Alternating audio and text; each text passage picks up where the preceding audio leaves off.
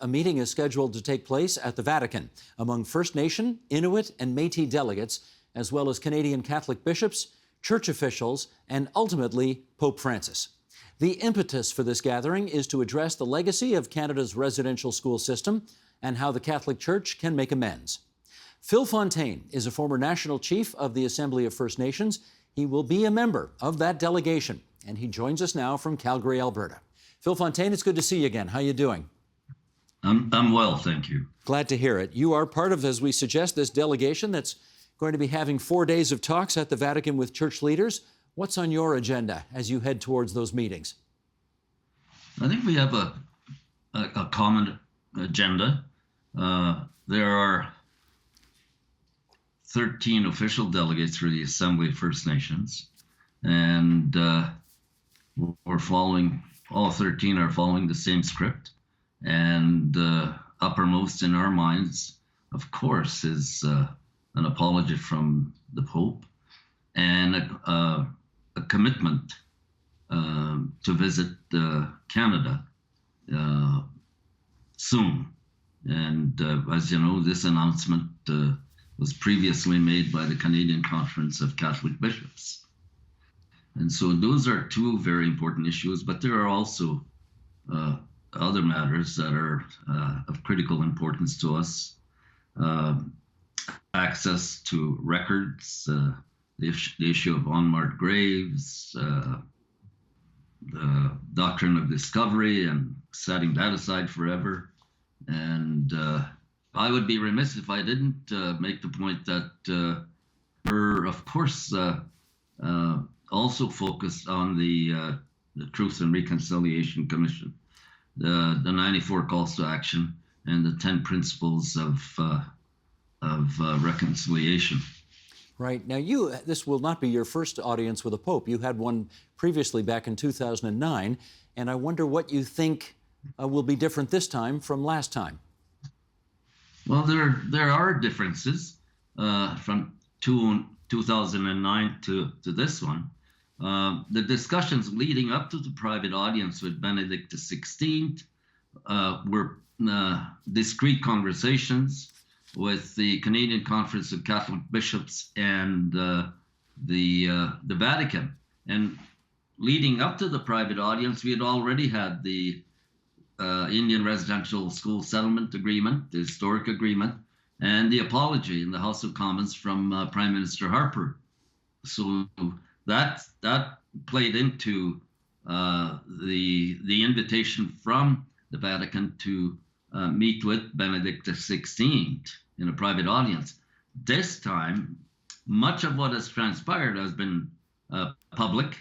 The discussions with the Canadian Conference of Catholic Bishops and the Assembly of First Nations, the Métis National Council, and ITK.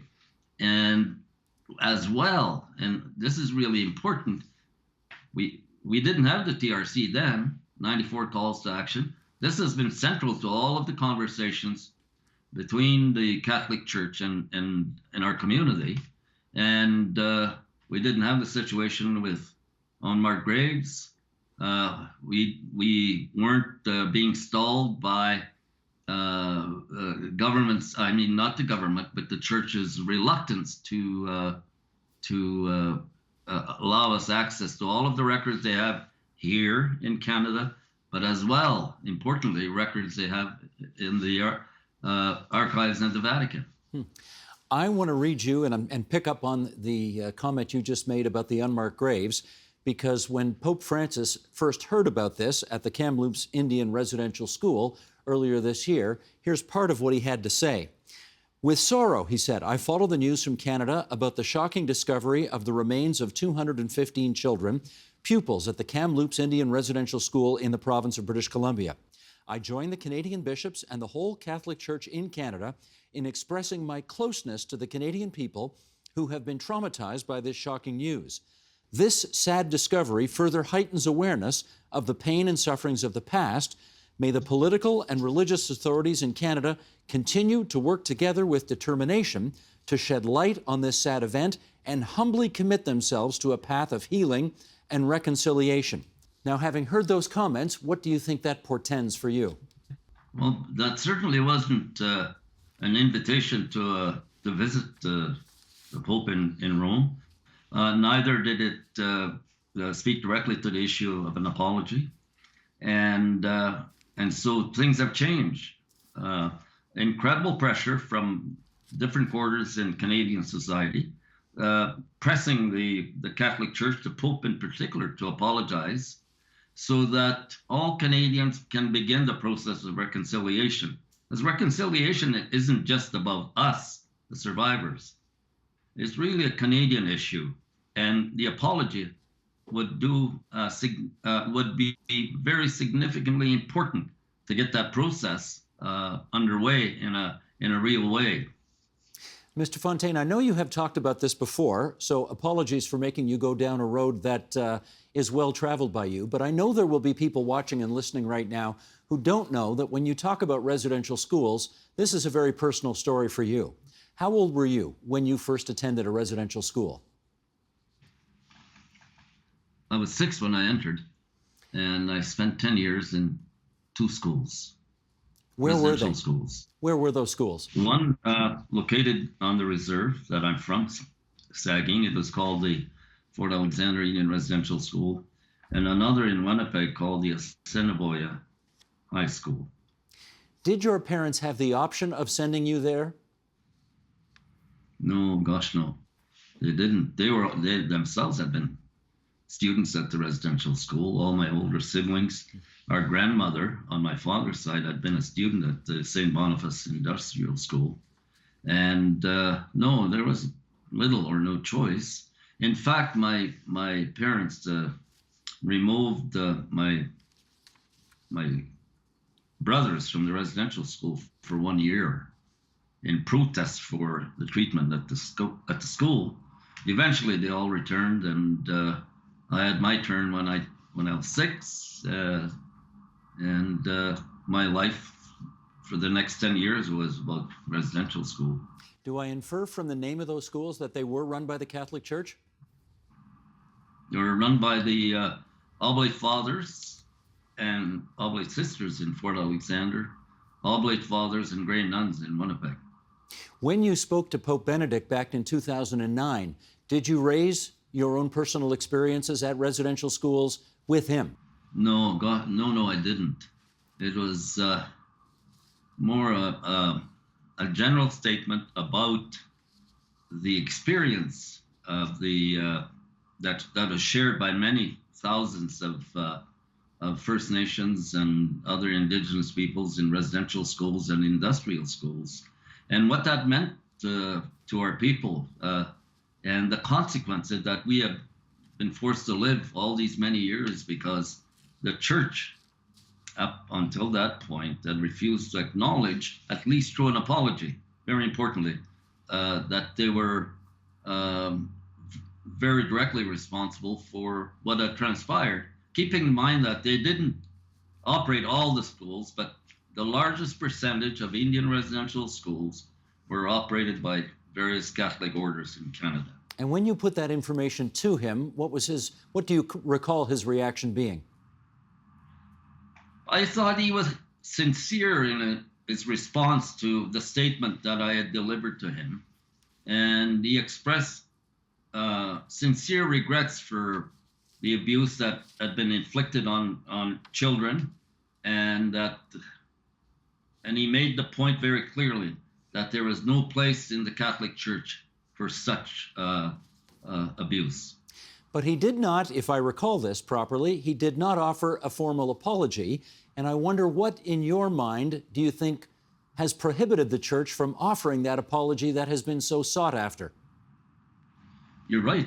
He didn't apologize, but I wasn't going to leave the Vatican in despair, because I believe that the 2009 private audience with Benedict XVI, and given all of what has transpired since then, has led to this invitation from the Vatican and the Holy Father to visit in the next few days.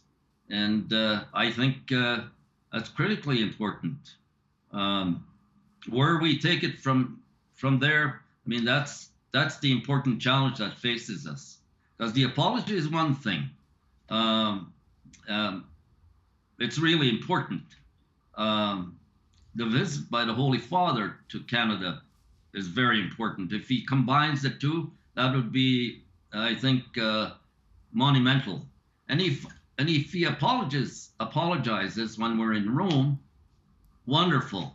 But I would suggest that when he comes to Canada, he would reaffirm that apology on our lands, somewhere in Canada, for example, in Kamloops, where with 215 unmarked graves, in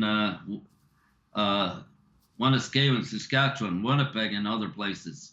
The tour has to be focused on First Nations lands, Métis territories, and Inuit communities. Let's go back to first principles here for a second, because whenever a formal, for example, an apology from a government comes forward, as the government of Canada did for Japanese Canadians interned during World War II, you know, there are people who say, look, this happened a long time ago. What's the value in these apologies? Do they really mean all that much at the end of the day? What's your response to that?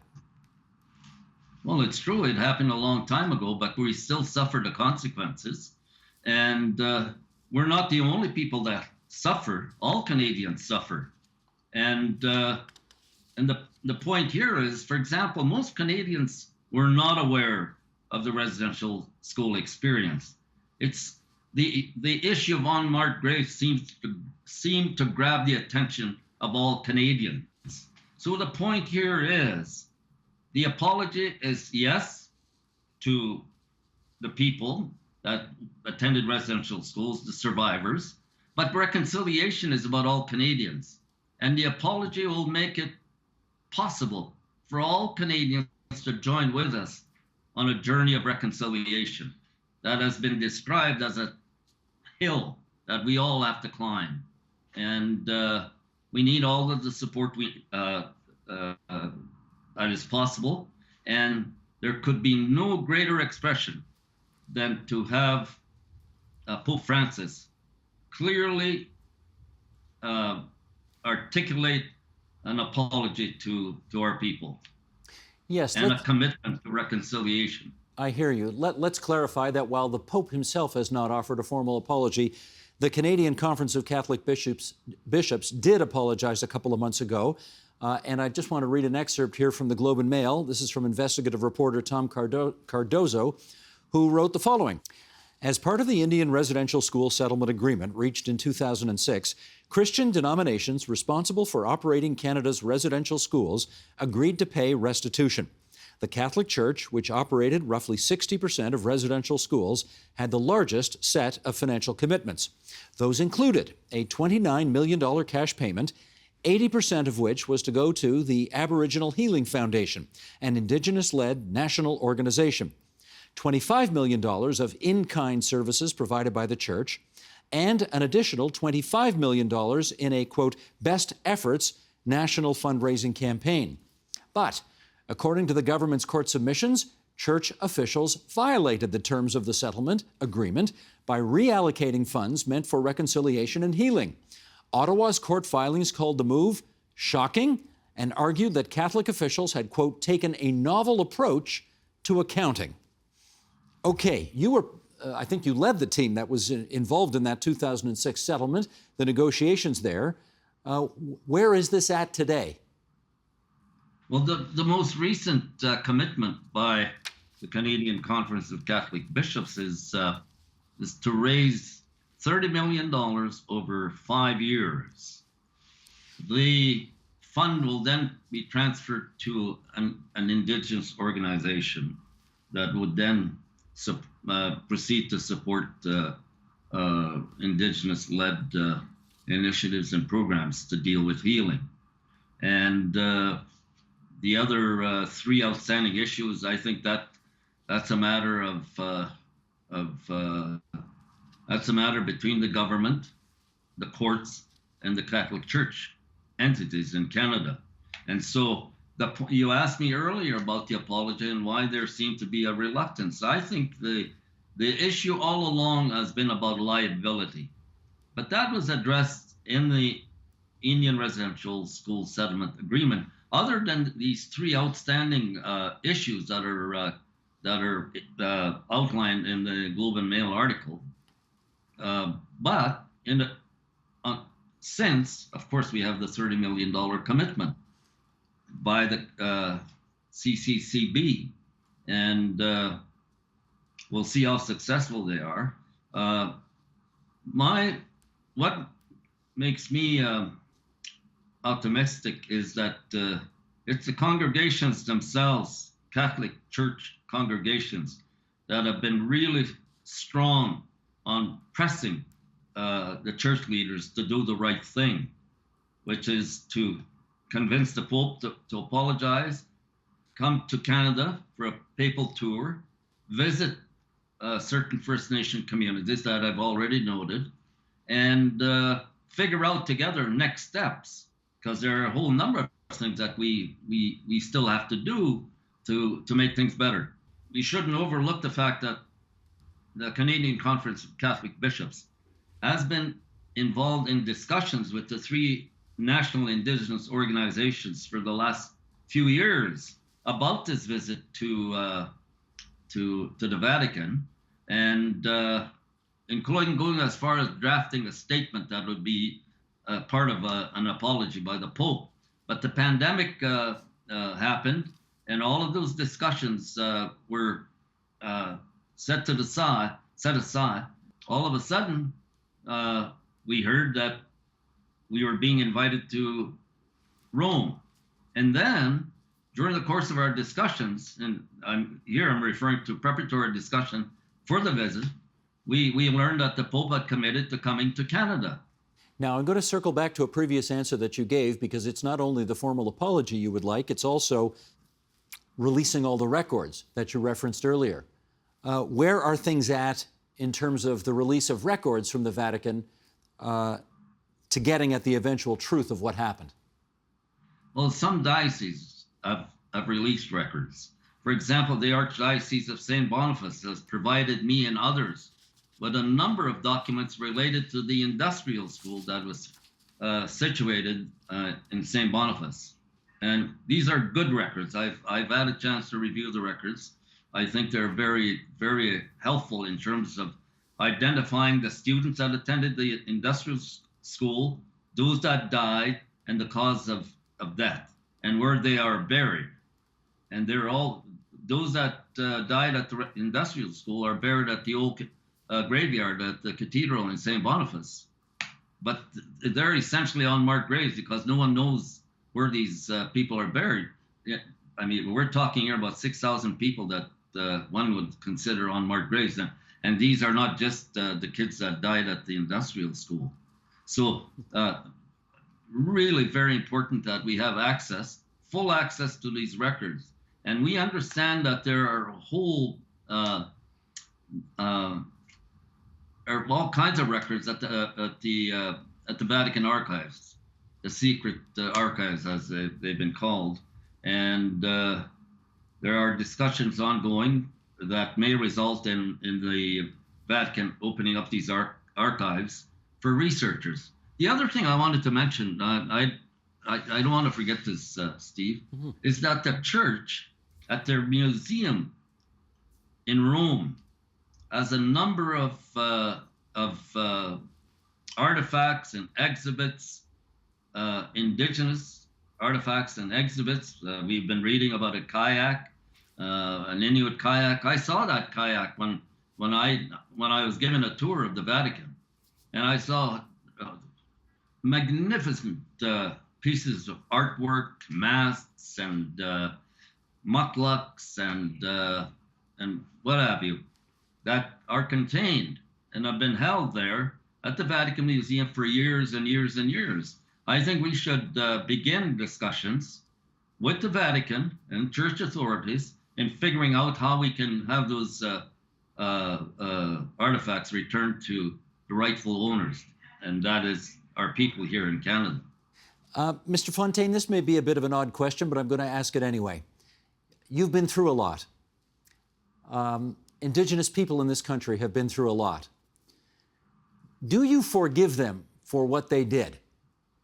if there's an apology, I think there has to be forgiveness on our side. I mean, for example, the Oblates apologized in 1969, other denominations did. And if it's a sincere, truthful apology, absolutely we should accept the apology, and we should forgive. Otherwise, we will never achieve true reconciliation. We can't go through all of our lives angry and bitter and unforgiving. I think we must be strong enough to forgive. Yes, it's too much of a burden to carry forever. But it has to start with an apology from them, in your view. Oh gosh, that's an argument that's been made over time, and I believe in its an importance.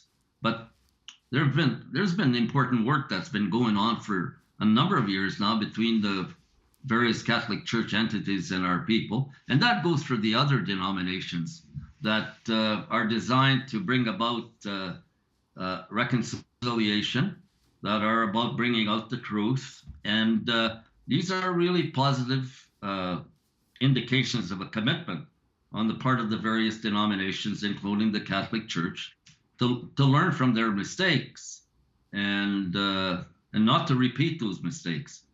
Are there any guarantees in that regard? I don't think anyone can make that kind of guarantee. Mm-hmm. But we can express goodwill and good faith, the commitment to do the right thing. And just finally, how will you judge or determine whether the apology, if it comes, is in fact sincere? Well, that'll be up to each individual. I want to hear the words that clearly spells out the apology, and if that is what we are offered, then this becomes an incredible achievement. It's a wonderful moment for all of us, and it should be welcomed, not just by us, the official delegates, but our community, and in fact Canadians. The point I made earlier, reconciliation is all about Canadians, all Canadians, and so if we say yes, this was a sincere apology, then we should be able to get on with the work of reconciliation. Well, good luck with your meetings, and thanks for coming on to TVO tonight and talking to us about it. Phil Fontaine, the former National Chief of the Assembly of First Nations. Good to be with you tonight, Mr. Fontaine. Thank you. The Agenda with Steve Paikin is made possible through generous philanthropic contributions from viewers like you. Thank you for supporting TVO's journalism.